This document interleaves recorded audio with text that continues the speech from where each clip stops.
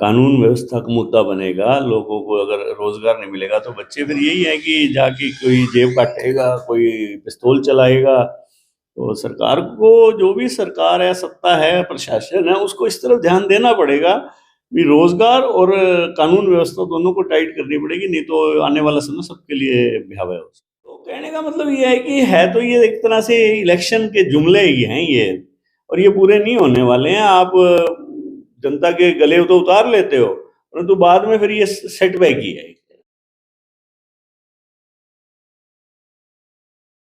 नमस्कार, मैं अजय। देखो जी, वैसे तो आज हरियाणा प्रदेश सरकार की चाहे जेजेपी की बात हो चाहे बीजेपी की बात हो, होल्डिंगों पे होल्डिंग प्रत्येक जिले के अंदर है, प्रत्येक ग्रामीण तला के ऊपर है।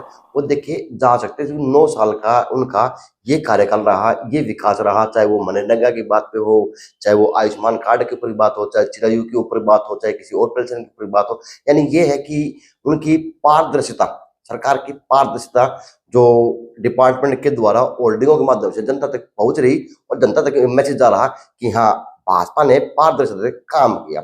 और इसी देश के दूसरी बार के प्रधानमंत्री जी, वो भी बड़े जोर शोर से हर रैलियों के अंदर हर बार ये कहते हुए देखे जा सकते हैं कि इस देश का 65% युवा इस देश की तस्वीर को और तकदीर को बदलने का काम करेगा, क्योंकि जो युवा कर देगा वो किसी देश का बुजुर्ग, किसी देश का और कोई नहीं कर सकता, जो युवा के अंदर दम है। और वैसे भी भारत का युवा अग्रणीय है, उत्सव है और कहीं ना कहीं एक अलग जोश है अपने देश के प्रति, अपने तिरंगे के प्रति। तो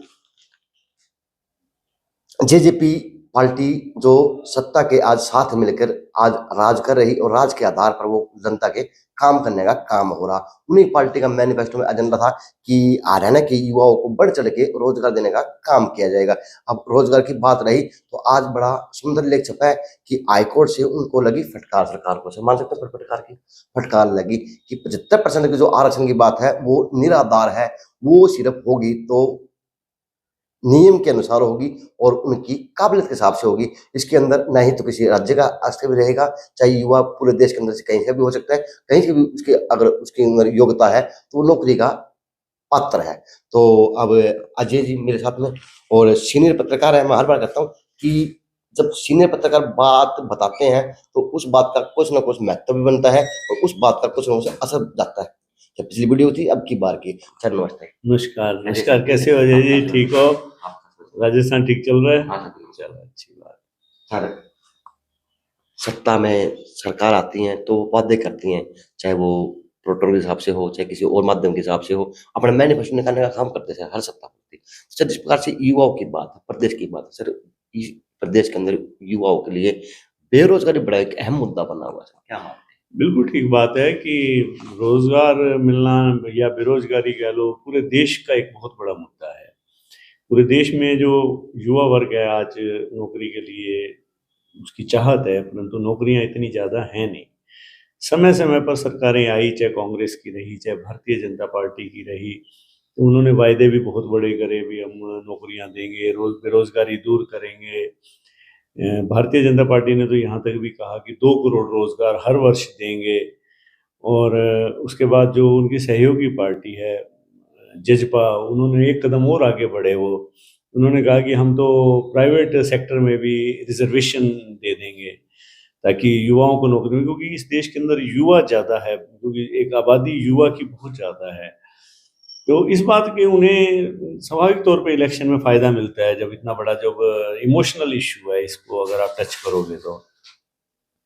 अब क्या है कि वैसे तो देखा जाए तो इस तरह के वायदे करने से पहले पार्टियों को सोचना चाहिए, चाहे कोई भी पार्टी हो, क्योंकि इस तरह के वायदे कई बार पूरे नहीं हो पाते। कई बार क्या है, अधिकांश समय पूरे नहीं हो पाते। बढ़ चढ़कर आप वायदे करोगे अगर, तो वो फिर अगले इलेक्शन के अंदर वो नासूर बन जाते हैं और परेशान भी करते हैं। तो जजपा ने पहले तो 2019 में जो चुनाव था, भारतीय जनता पार्टी और कांग्रेस के खिलाफ ही लड़ा था। अब अचानक समीकरण बने तो गठजोड़ बन गया भाजपा और जजपा का। तो जजपा अपने वोटर को ये समझाने का प्रयास करती रही कि हम युवाओं को 75% नौकरियों में आरक्षण देंगे और 5,000 बुढ़ापा पेंशन देंगे। इस बात पे उन्होंने अपनी जो उन्होंने गठबंधन बनाया, उसको एक तर्क देने का प्रयास किया उन्होंने। अब रही बात 5,000 पेंशन देने की, वो वायदा पूरा नहीं हो पाया क्योंकि भारतीय जनता पार्टी उसमें बड़ा भाई थी, तो उन्होंने, ये मनोहर लाल जी ने स्पष्ट कहा कि हम एकदम से इतना पूरा नहीं कर पाएंगे, फिर भी वो 3,000 तक ले आए पेंशन को। अब एक झटका तो वो था ही पहले, अब दूसरा ये झटका है कि आप 75% आरक्षण की बात की आपने। अब प्राइवेट सेक्टर है, देखो राजनेता हैं, इन्हें पता है इस चीज का कि ये चीजें जल्दी से पॉसिबल नहीं है, क्योंकि दुष्यंत जी एक समझदार पॉलिटिशियन है, पता है उन्हें वे एकदम से पूरी नहीं हो, क्योंकि कानून भी कोई चीज होती है। ये भारत की संसद ने कोई ऐसा कानून पास नहीं कर रखा, स्टेट का ये राइट नहीं है, स्टेट का ये सब्जेक्ट भी नहीं है। तो फिर भी भारतीय जनता पार्टी को भी अंदर से कहीं पता था कि ये पूरा नहीं होना है वायदा, तो उन्होंने भी स्टेट विधानसभा में पास तो कर दिया, परंतु इसका सच्चाई उनको पता थी भी ये कहीं जाके कोर्ट में गिरेगा, कहीं ना कहीं उनके दिमाग में रही है ये बात। नहीं तो वो जैसे 5,000 पेंशन का था, तो उन्होंने वो पूरा नहीं किया, उनको पता था भी ये करेंगे तो ये हमें ही लागू करना है और हमें पूरा भी करना पड़ेगा। और ये वायदा उन्होंने अपने सहयोगी को सेटिस्फाई करने के लिए, या उसकी इच्छा थी भी मैं 75% आरक्षण युवाओं को सरकारी नौकरियों में दूं, ताकि जो बेरोजगार युवक हैं, सरकारी नौकरियां तो इतनी है नहीं, आप देखिए सरकारी सेक्टर धीरे धीरे खत्म हो रहा है। और भारत सरकार की जिस प्रकार से नीति है केंद्र सरकार की, उसमें भी यही है कि ज्यादा से ज्यादा प्राइवेटाइजेशन की ओर हम बढ़ रहे हैं। जब हम प्राइवेटाइजेशन की ओर ज्यादा से ज्यादा बढ़ रहे हैं, तो ऐसे में हम ये उम्मीद करें कि हमारे 75% प्राइवेट नौकरी के अंदर भी रिजर्वेशन हो जाएगा, तो फिर प्राइवेटाइजेशन नहीं बढ़ पाएगा, क्योंकि दोनों एक दूसरे के विरोधाभास की बात है। प्राइवेट आदमी क्यों चाहेगा कि मैं आरक्षण के जरिए लोगों को लूं स्टेट के, वो चाहेगा मैं कैलिबर से हिसाब से लूं, टैलेंट के हिसाब से लूं। तो वो जो कोर्ट है, कोर्ट भी इस बात को, कोर्ट ने भी यही बात कही है, देखो आप किसी को फोर्स नहीं कर सकते, किसी का व्यापार है, किसी वो आप वो टैलेंट के हिसाब से अपने लेगा। ये तो है नहीं कि हरियाणवी बच्चों को वो 75% नौकरी दे देगा। तो कहने का मतलब ये है कि है तो ये एक तरह से इलेक्शन के जुमले ही हैं ये, और ये पूरे नहीं होने वाले हैं। आप जनता के गले तो उतार लेते हो, परंतु बाद में फिर ये सेटबैक ही है। जिस प्रकार से अगर हरियाणा प्रदेश की बात करो, डी ग्रुप की भर्ती वालों को बड़ी ऐसी भर्ती नहीं निकली, चाहे वो अग्निवीर की भर्ती। सर अग्निवीर का सर ये हाल है कि शहीदों का दर्जा नहीं है, और वहाँ पे जो पंजाब के अंदर बॉडी आई थी शहीद जो जवान की, तो उसको भी कहीं ना कहीं प्रशासन द्वारा ही, लोकल प्रशासन द्वारा ही वो दिया गया था, मान सम्मान दिया गया था, फौज के द्वारा नहीं दिया गया था। तो सर जिस प्रकार से सरकार ये जो युवाओं को सर भ्रमित करने का काम कर रही है, या फिर सिर्फ लगता है कि युवा देश की बागडोर है, सर कहने से काम चल जाएगा सर? नहीं, आपकी बात बिल्कुल ठीक है। ये तो मैंने आपको पहले ही बताया कि हमारे जो नेता हैं, चाहे कांग्रेस के रहे हैं, चाहे भारतीय जनता पार्टी के हैं, चाहे आम पार्टी के हैं, चाहे जजपा है, इनेलो है, सभी मतलब देखो वायदे जो करते हैं, ऐसे लगता है कि 10 से 20% धरातल के होते हैं, बाकी 80% तो हवाई वो है। अच्छा, यूथ है हमारा, वो थोड़ा सा प्रभावित जल्दी हो जाता है। और वो, क्योंकि वही बात है कि एक आदमी जब बेरोजगार है, तो वो उसके लिए तो डूबते को तिनके का सहारा है, तो उसको लगता है कि आज तेरे को ये नौकरी देने को तैयार है, तो वो एकदम से बेचारा उस तरफ भागेगा, क्योंकि परेशान हैरान युवा है, तो उसको नौकरी भी चाहिए, तो वो विश्वास करता है। और हमारे यहाँ का जो वोटर है, वो बड़ा इमोशनल टाइप का वोटर है। अब हमारे यहाँ मतलब कि देखो कहीं ना कहीं अभी एजुकेशन की कमी है, और वोटर हमारा है जो वो इमोशनल ज़्यादा है, वो इमोशनली सोच लेता है भी हाँ इस भाई ने तो कह दिया तो ये चीज़ हो जाएगी। परंतु अगर तार्किक तरीके से आप सोचो, ये पॉसिबल नहीं है ये चीज़ें, और सरकार भी समझती है इन बातों को। अब रही बात सरकार, एक तरफ तो आप प्राइवेट ज़्यादा से ज़्यादा कर रहे हो, तो उधर उनका सरकारी नौकरियां तो दे ही नहीं पाओगे इतनी, चाहे वो डी ग्रुप की भर्ती हो, कितनी कर लोगे आप। उनका जो प्राइवेट नौकरियां देने से मतलब गवर्नमेंट्स का या पार्टियों का होता है, वो सोचते हैं कि ज़्यादा से ज़्यादा रोजगार के साधन बनाए जाएं, चाहे वो प्राइवेट हो तो नौकरी मिल जाए, चाहे प्राइवेट मिले चाहे सरकारी मिले, उनकी उसके पीछे मंशा तो ये रहती है। अब रही बात, अपा जो समझ लेते हैं कई बार भी नौकरी तो सरकारी नौकरी, वो सरकारी नौकरी तो इतनी है ही नहीं। सरकार की जो पॉलिसीज हैं, आप उसमें देखो, अब रेलवे है, पहले बहुत बच्चे उसमें खप जाते थे, पोस्ट एंड टेलीग्राफ है, बहुत बच्चे खप जाते थे, आपके इस तरह आर्मी में बहुत बच्चे चले जाते थे। तो ये जितनी डिफेंस फोर्सेस हैं, खासतौर पे अपने दक्षिण हरियाणा के बच्चे जो डिफेंस फोर्सेस में पहुंच जाते थे, तो सिनेरियो पूरे विश्व का बदल रहा है। अब बैंकिंग है, बैंकिंग में बहुत बच्चे जाते हैं, आज बैंक भी प्राइवेट होते जा रहे हैं, तो प्राइवेटाइजेशन तो हर चीज का हो रहा है। तो अब तो ये है, सरकार को ये सुनिश्चित करना होगा कि ज्यादा से ज्यादा व्यापार बढ़े, तो लोगों को, बच्चों को, चाहे कृषि का क्षेत्र हो, चाहे व्यापार हो, उसमें नौकरियां मिलें, परंतु झूठे वायदे नहीं करने चाहिए। जिस प्रकार से 75% का जो नारा दिया था, जो मैनिफेस्टो में था, सर अब किस प्रकार से युवा देखने का काम करेंगे? सर ये लॉलीपॉप था जो युवा तक सीमित था, चाहे आप पूरे इस प्रदेश की राजनीति को कोई फर्क डालेगा सर 75% का आरक्षण युवाओं के लिए? देखो, ये युवा इस बात को समझता तो शुरू से था, हमारा युवा स्मार्ट भी है, ऐसी बात नहीं है। आज व्हाट्सएप है, सोशल मीडिया है, उसको देखता है, समझता है। फिर भी कई बच्चे हैं जो नहीं समझ पाते, बट ये चीजें पूरी ना होने वाली थी ना, लगता नहीं है मेरे को। दुष्यंत जी ने क्या सोच के ये इतना बड़ा स्टेप उठाया था, परंतु आने वाले समय में देखो, ये चीजें आदमी के विश्वास को तो कहीं झटका देती हैं। तो सर इसका खामियाजा भुगतना पड़ सकता है जेजेपी को, चाहे भाजपा, चाहे कोई और। देखो, भाजपा का तो ये एजेंडा था ही नहीं, उनको तो कोई फर्क नहीं पड़ता, उनका तो एजेंडा था ही नहीं। अगर उनका होता तो वो सोचते। ये एजेंडा ही सिर्फ जजपा का था। अब जजपा को की जो विश्वसनीयता है, उस पर तो प्रश्न चिन्ह लगता ही है ना इससे। सर जो आज का युवा है सर, वो फिर किस प्रकार से सर क्या करने का काम करे, किस प्रकार के विश्वास करे? सर आम आदमी है, आम वोटर, वो तो 5 साल में वोट डालने का काम कर सकता है सर, लेकिन काम तो सर सरकार का है, नेताओं का है। लेकिन सर नेताएं झूठे बातों के अंदर, प्रलोभनों के अंदर डाल देते हैं, युवा हो चाहे वोटर हो। देखो, युवा को थोड़ा समझदार तो बनना होगा। उसको ये जो धार्मिक इश्यूज हैं या इमोशनल इश्यूज हैं, बहकावे के इश्यू हैं, इनसे परे हटना होगा। उनको ये देखना होगा भी कौन सी पार्टी मेरे लिए रोजगार पैदा कर सकती है और मेरे देश को फायदा दे सकती है। ये नहीं कि भाई किसी ने कह दिया भाई आप धर्म के नाम पे ये काम कर लो, या आप जाति पाति के नाम पे ये काम कर लो। देखो, आदमी को अपने विवेक का इस्तेमाल करके वोट देना चाहिए, और ये सोचना चाहिए कि हमें इस पार्टी के जो ये वायदे हो रहे हैं किसी पार्टी के, इन वायदों से आगे इनमें जान कितनी है, थोड़ा सा अपने दिमाग का इस्तेमाल करेंगे तो तभी इनका भला हो पाएगा युवा का। प्रकार से आज अखबार की मीडिया सुर्खियां बना हुआ कि हाई कोर्ट से तो इनको फटकार लग चुकी, हाई कोर्ट से रिजेक्ट हो चुका। सर अब ये सुप्रीम कोर्ट जाने की बात कर रहे हैं, सर सुप्रीम कोर्ट में फिर क्या वो भी फिर लो भी होगा 24 के लिए? ऐसे सर ये जाएंगे सुप्रीम कोर्ट, तो स्वाभाविक है, नहीं तो जनता में विश्वसनीयता का प्रश्न खड़ा हो गया है। अब ये जाएंगे सुप्रीम कोर्ट में जाएंगे, और मेरे को लगता नहीं कि सुप्रीम कोर्ट इस फैसले को कोई ज्यादा चेंज कर पाएगा, क्योंकि कानून फैसला क्या होता है, सुप्रीम कोर्ट हो या उच्च न्यायालय हो, उसने कानून की व्याख्या करनी होती है। तो कानून में कहीं ऐसा है नहीं। तो जहां तक भारतीय जनता पार्टी है, जो मेजर पार्ट है सर, उनका कहीं इंटरेस्ट नहीं लगता इसके अंदर। अगर उनका इंटरेस्ट होता तो प्रधानमंत्री मोदी जी आज से पहले ये घोषणा कर चुके होते हैं कि हम 75% प्राइवेट नौकरियों में युवाओं को नौकरी देंगे, जो पूरे इसी प्रदेश के हिसाब से। तो वो मेरे को लगता नहीं कि वो स्टैंड करेगा ज्यादा। हाँ, इतना जरूर, अब इलेक्शन बीत जाएगा।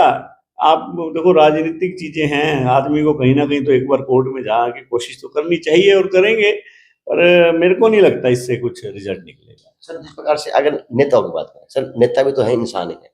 अब आप पत्रकार हैं सर, अगर सर आपसे कुछ सलाह मांगी जाए कि मल्होत्रा जी, अगर हरियाणा के युवाओं को बेरोजगारी से रोजगार देना हो तो क्या कदम उठाने चाहिए, किस प्रकार से, तो सरकार को क्या मैसेज देना चाहिए युवाओं को, किस प्रकार से मैसेज जाना चाहिए सर लोग? देखो, सरकार को ये चाहिए कि युवाओं के साथ जो वायदे किए जाते हैं उनको पूरा करे, और किसी प्रकार से भी, जैसे आपका एग्रीकल्चर सेक्टर है, कोरोना के अंदर फैक्ट्रियां बंद हो गई, सब कुछ बंद हो गया आपका, परंतु एग्रीकल्चर सेक्टर जो हमारा मूल सेक्टर है, उसने सब कुछ जिंदा रखा। और आप कृषि जो सेक्टर है उसको थोड़ा ध्यान से लेना चाहिए। आपको अपनी कहीं ना कहीं नीति में थोड़ा बदलाव करना पड़ेगा। ये नहीं कि आप प्योरली व्यापार के ऊपर आगे खड़े होगे। नो डाउट कि विश्व के अंदर ये व्यापार एक बहुत बड़ा इश्यू है, परंतु अगर आप कृषि पे ध्यान देते हो ज़्यादा, तो उससे भी घर में जैसे आप अच्छा उत्पादन होगा तो घर के 5 लोग रोटी खा पाएंगे, रोजी रोटी उनको मिलेगी, तो स्वाभाविक तौर पर वो एक तरह का रोजगार ही है। घर में काम करोगे तो। लेकिन सर जिस प्रकार से आज हरियाणा प्रदेश के नेताओं की बात करें सर, चाहे वो होल्डिंगों के माध्यम की बात हो, चाहे वो अखबारों के माध्यम की बात हो, चाहे चर्चा के माध्यम की बात हो, चाहे सोशल मीडिया के माध्यम से चर्चा की बात हो, ये सर ये बस ये है कि वो सुनना छीनना ठोक ठोक के करे कि हमने सब कुछ कर डाला, हमने रोजगार भी दे डाले। चल नेता है वो अपने कार्यकर्ताओं के बीच में जाके वही इस तरह के वादे करते हैं सर क्या मानते हैं कि पारदर्शिता देखी जाएगी? देखो, नेताओं का जहां तक प्रश्न है, मेरे को ये लगता है कि नेता तो सिर्फ अपना वोट बैंक के लिए करते हैं ज्यादा, अपना उल्लू सीधा करते हैं। मैक्सिमम हर एक, मतलब कि आप ये मानो कि मैक्सिमम नेता चाहे किसी भी पार्टी के हों, वो तो ये वायदे करना और ये होर्डिंग लगाना। अब आप देखो नितिन गडकरी जी हैं, उन्होंने बहुत काम किया है NHAI में, सभी लोग मानते हैं, क्रॉस पार्टी लाइन हर एक पार्टी के लोग मानते हैं काम किया। उन्होंने पिछले दिनों बयान दिया कि अगर मैंने काम किया है तो लोग मेरे को वोट देंगे, मैं ना तो होर्डिंग लगाऊंगा ना मैं वोट मांगने जाऊंगा। ऐसे ऐसे नेता हरियाणा में हुए हैं। चौधरी देवीलाल ने बड़ी अच्छी घोषणाएं करी और लागू करी, जनता ने वोट दिया। चौधरी बंसीलाल है जिन्होंने बहुत काम किया, उनको लोगों ने वोट दिया। तो इस तरह का जो परिपाटी जो पहले जवान के धनी भी होते थे और वो काम करके वोट मांगते थे, अब तो सिर्फ ये है कि एक इस तरह का दौर चलता आ रहा है कि वोट लेना है और उसके लिए किसी प्रकार का भी झूठ बोलना पड़े तो बोल देते हैं। वो चीज सर जिस पर 2024 की शहर किस प्रकार से इस शहर तैयारी करेगा? क्योंकि सर पूरे हरियाणा की 90 सीटों की बात की जाए तो भिवानी एक अहम सीट मानी जाती है सर, क्योंकि यहाँ से दो दो तीन मुख्यमंत्री दिए हैं इस जिले ने। तो सर तो क्या मानते हैं सर अब की जो यहाँ की जो चर्चा होगी सर वो किस प्रकार से उभर रही, किस प्रकार से निगाह रहेगी वोटर की या आम आदमी सर, क्योंकि चर्चा बढ़ेगा पूरा विषय? देखो, इसमें कोई शक नहीं है कि अब सभी पार्टियां लगी हुई हैं। पहली बात तो ये डिपेंड करेगी कि कौन चेहरा सामने आता है, कांग्रेस से कौन आता है, भारतीय जनता पार्टी से कौन आता है, आम पार्टी से कौन आता है, क्योंकि लोग लगभग सभी नेताओं के वायदों से तो परेशान है। कोई भी नेता अपने वायदे पे खरा नहीं उतर पा रहा। ऐसे में ये डिपेंड करेगा, लोग ये भी देखना चाहेंगे कि ये नेता जब अब आ रहा है तो इसकी क्रेडिबिलिटी मार्केट में कितनी है। तो वो उस पर डिपेंड करेगा फिर सीन, क्योंकि अब हवा नहीं है किसी की अब की बार। सर लगता है कि अब आंख लाने का टाइम आ गया। अब मतलब कि आंख वोटर को भी खोलनी पड़ेगी और वोट आंख पार्टियों को भी खोलनी पड़ेगी, और आंखें जो कैंडिडेट है उनको भी खोल के चलना पड़ेगा, दिल और आंख दोनों। तो कह सकते हैं कि अगर पारदर्शिता चाहिए, चाहे रोजगार के अंदर हो चाहे किसी और काम के अंदर हो, तो अब पारदर्शिता के चुनाव करना चाहिए, होना चाहिए। देखो, समय आ गया है, नेताओं को भी जनता के प्रति जवाबदेही उनको अपनी बनानी चाहिए और ईमानदारी से जनता से वोट मांगनी चाहिए। बहुत हो चुका, जनता आखिर देखो इतना विश्वास करती है, हमें उनसे विश्वासघात नहीं करना चाहिए और उनकी उम्मीदों को, उनकी जरूरतों को ईमानदारी से पूरा करने का प्रयास करना चाहिए। जेजेपी के लिए क्या मैसेज देना चाहेंगे? क्योंकि अखबार की सुर्खियां बना हुआ है 75% का आरक्षण भी हुआ हुआ। ये तो देखो जेजेपी का जो वो थिंक टैंक है वो फैसला करेगा भी हमें क्या करना चाहिए, आगे किस प्रकार के वायदे करने चाहिए, या इस घोषणा जो करी थी और जिसको एक बैकफायर हुई है तो उसको कैसे रिकवर करने हैं, तो वो सक्षम है इस मामले में, वो करेंगे फैसला। अखबार की सुर्खियां, आप सर वरिष्ठ पत्रकार हैं, चर्चा लोगों में क्या बनी, किस तरह की बात करेंगे? देखो, आम आदमी जो थोड़ी सी भी सोच रखता है वो तो पहले से ही समझ रहा था कि ये चीजें सिरे नहीं चढ़ेगी। नहीं, जो बच्चे हैं बेचारे जिनको नौकरी की बहुत ज्यादा लालसा थी, उनके लिए उम्मीद तो टूटी है थोड़ी सी, पर वो भी कोई बहुत ज्यादा इस चीज पे अभी केंद्रित नहीं थे, तो थोड़ा विश्वास तो टूटता है इन चीजों से। लगता नहीं कि जो आपका शहर है, हमारा शहर है सर, ये भी कहीं ना कहीं बेरोजगारी की भेंट चढ़ता हुआ जा रहा। क्राइम की बात हो सर, चोरी चकारी की बात हो सर, पिस्तौल दिखा गए, खिलौने वाले पिस्तौल दिखा गया, लूट की बात हो सर, वारदात करने की बात हो सर, क्या लगता है कि अब युवा यही करेगा या फिर कुछ और भी करने का सोचने का काम करेगा? ये सब 65% युवा देश की तस्वीर वो बदलेगा कैसे? नहीं मिलेगा तो ये चीजें बढ़ेंगी आने वाले समय में। कानून व्यवस्था का मुद्दा बनेगा, लोगों को अगर रोजगार नहीं मिलेगा तो बच्चे फिर यही है कि जाके कोई जेब काटेगा, कोई पिस्तौल चलाएगा। तो सरकार को, जो भी सरकार है, सत्ता है, प्रशासन है, उसको इस तरफ ध्यान देना पड़ेगा भी रोजगार और कानून व्यवस्था दोनों को टाइट करनी पड़ेगी, नहीं तो आने वाला समय सबके लिए भयावह हो सकता है। Thank you sir.